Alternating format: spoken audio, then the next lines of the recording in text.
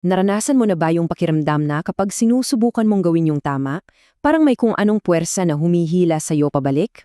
Well, sa pag-aaral nating ito, titignan natin ang isang malaking legal battle sa buong universe na siya palang ang tunay na dahilan sa likod ng mga hirap na yan.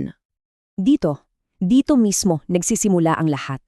Ito yung sentro ng akusasyon, yung pinakapuso ng buong gulo sa sansalikob. Isang paratang to na hindi lang kinu-question yung kakayahan natin, kundi pati na yung mismong pagkatao at katarungan ng Diyos. Ayan lang, ganun kasimple. Pero grabe ang bigat, di ba? Ang buong kaso ni Satanas laban sa Diyos ay nakasandal lang sa iisang ideyang yan. At ang misyon niya? Simple lang, ang patunayan sa harap ng lahat na totoo ang sinasabi niya. At dito na, biglang tumataas ang pusta. Isipin mo, para tayong nasa isang dambuhalang courtroom trial na sakop ang buong universo. Bawat isa sa atin may papel na ginagampanan. At yung kalalabasan nito, yun ang magsasabi kung anong kinabukasan ang naghihintay para sa lahat. Okay, sige, himayin natin to. Suriin natin yung kasong isinampa ng taga-usig. Ano ba talaga ang pinaglalaban niya laban sa batas ng Diyos? So, ito yung pinaka-core yung legal strategy niya. Ang goal niya, ipawalang bisa yung batas ng Diyos. Bakit kamo? Kasi kung mapapatunayan niyang may depekto yung batas, edi makakalusot siya sa hatol para sa sarili niyang mga pagkakamali. Parang self-preservation ng laro, pero pinalalabas niyang para sa hustisya. At dito nagiging interesting kasi inilalatag dito yung logic niya na ginamit na nga niya sa kaso ni Job. Ang argumento niya, basically, transactional lang ang pagsunod. Pag nawala yung benefits, wala na rin yung loyalty. Para sa kanya, walang tunay na pag-ibig, lahat may kapalit.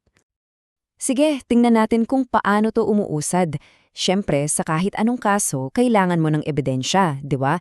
So, paano ngayon kinokolekta ni Satanas yung mga pruweba niya? Simple lang, ginagawa niya yon sa pamamagitan ng aktibong pagsisiguro na tayo, ang sangkatauhan, ay mabigo. Bawat isa sa mga taktikang yan, dinisenyo para lang makagawa ng ebidensya para sa kaso niya. Sa bawat pagkakataon na may isang taong bumibigay, para siyang nagiging Exhibit A sa korte na pinapakita niya sa buong universe. Para bang sinasabi niya, "See? Told you so." At ito yung isa sa pinakamatalino niyang panlilin lang.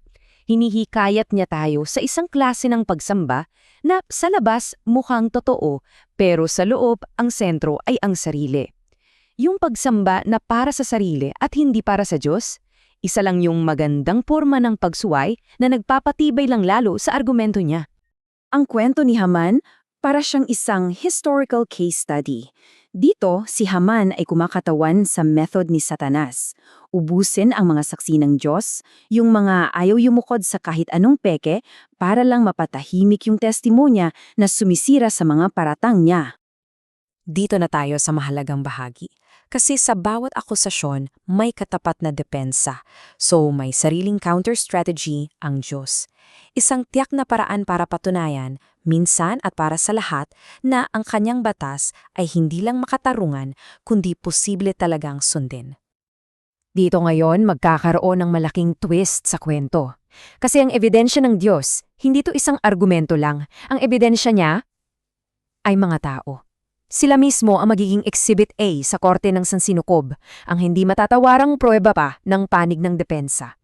At ito ang eksaktong bilang ng mga martir na saksi na tatayong pangwakas na ebidensya. Sila yung magiging sagot sa lahat ng akusasyon ni Satanas, ang buhay na patunay na ang kaso niya ay walang-wala talagang basehan.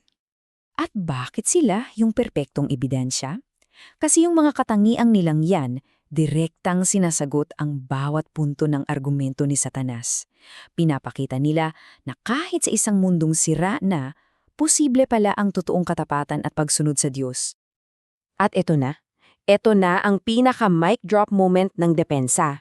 Yung sakripisyo nila, isang pag-ibig na mas matibay pa kaysa kamatayan, yun ang ultimong testimonya na wawasak sa buong kasinungalingan. Ang buhay nila ang magiging pangwakas na salita. Case closed. Ngayon, dahil nailahad na ang lahat ng ebidensya at narinig na ang lahat ng testimonya, darating na tayo sa konklusyon ng paglilitis. Ano na ang mangyayari ngayon na napatunayan na ang katotohanan? Oras na para sa hatol. Tingnan natin yung daloy. Yung tagumpay ng mga saksi ang magbubukas ng daan para sa lahat ng susunod na hakbang. Dahil sa patotoo nila, mag-uumpisa ng gumalong ang hustisya na hahantong sa huli sa pagbabalik ng kaayusan sa buong universe. So sa madaling salita, ito yung final scorecard. Dalawang magkaibang panig, dalawang magkaibang kapalaran na lahat nakabase lang kung sino ang napatunayang nagsasabi ng totoo sa harap ng lahat. At dito, nagtatapos ang ating pagsusuri pero may isang tanong na naiiwan para sa bawat isa sa atin kasi sa dakilang taglilitis na to, bawat buhay natin ay isang testimonya. Ang tanong na lang ay, yung buhay mo para kaninong panig magiging patotoo?